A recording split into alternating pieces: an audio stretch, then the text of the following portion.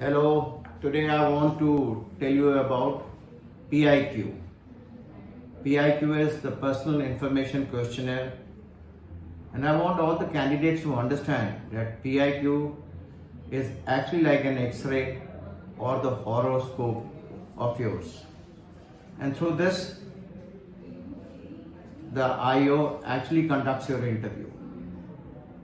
If the horoscope is not filled up well, then it becomes a horror scope. This is what I want you to understand. So very important is how to fill the PIQ first of all. We really need to understand to fill the PIQ, it is imperative that we read the instructions carefully. Please do understand what is he trying to ask, where you should be writing things in capital, what information should you be providing, whether it is the information on extracurricular, co-curricular activities, your hobbies, your interest. It indicates to him of your self-awareness. Do be very careful while filling your PIQ form. If there is any cutting, any overwriting, or if you change the ink of your pen, it immediately tells the IO that probably you are casual, you are careless, you are nervous. And I am sure no candidate would like to project that kind of an image to the IO. So be very, very careful. If I have to go, please make sure that you carry 2 pens of the same ink and both of the pens should be functional. There are a number of times it is seen that while we are filling up the PIQ form, number of times people get little nervous, their pen falls from their hand, and if the nib or the tip of your pen is broken and you change the pen and use a different ink, the IO immediately understands that your preparation has not been too good.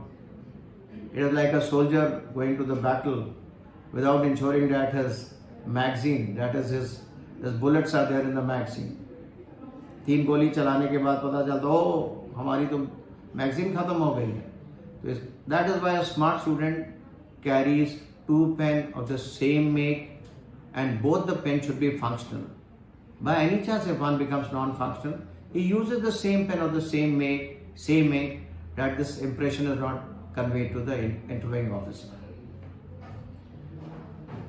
Your PIQ form, as I told you, it indicates your attitude, whether you are diligent, meticulous, nervous, casual, careless. So please pay special attention while filling it. PIQ form has various contents, various things that he wants to know. One is about where do you come from, the place of maximum residence. He wants to know about your family, your education, your particulars about your height, weight, about your experience in NCC, NSS, your participation in sports, your hobbies, your interest, extracurricular, co-curricular activities, and furthermore, he would like to know what kind of service you want to join and if you have been to SSB any time before.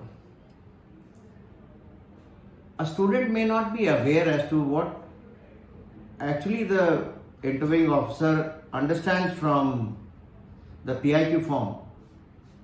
But let me share some secrets as to what happens in his mind when he sees a PIQ form and what kind of information he can solicit from this 1 page of document that you fill. First, as I told you, Personal Information Questionnaire. It actually underlines that you are the only one who is aware of this. No one else knows about this information but you. It actually reflects the depth of your knowledge.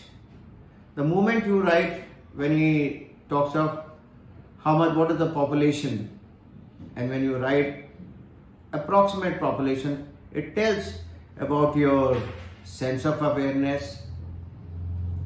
Similarly, where it is written to write about your parents' income, if you are aware, you will be able to write by and large the correct income of your parents. Your participation in sports is actually an indicator of your cooperation, your adaptability, and even furthermore, your ability to exhibit leadership traits. So please do be very careful to indicate what sports do you invest in. Similarly, hobbies and interest are a clear indicator of self-development as to how much of time do you integrate with yourself. Please do remember that people tell you to embark upon so and so career. Somebody will tell you become a leader, become a police officer, become an army officer, or a teacher, or a doctor, or an engineer. But nobody ever tells you what hobbies to take. Hobbies is essentially our inner calling. It actually tells the route that we have embarked upon on our self-development. So please be very careful what kind of hobbies do you write and what kind of interest that you exhibit. Similarly, when you're looking at your extracurricular, co-curricular activities, he is actually getting an idea of your leadership traits. At what level are you working, whether you have been the president or the class representative, or you have been part of a team, and what kind of activities you have undertaken. These are immediately the interviewing officer starts understanding in your time when you are working with your contemporaries, that is in your school or college, what kind of traits were you exhibiting. So please be very careful to write what you have done in your extracurricular, co-curricular activities, and if any position of like a representative or monitor or prefect or school captain, house captain, whatever you have achieved, please try to underline and indicate them. Similarly, interview also, PIQ form also subtly indicate your performance level. When he looks at your marks, he understands your performance at school level, at college level, and at all India level. So be very careful how do you write it and how do you put it across over there.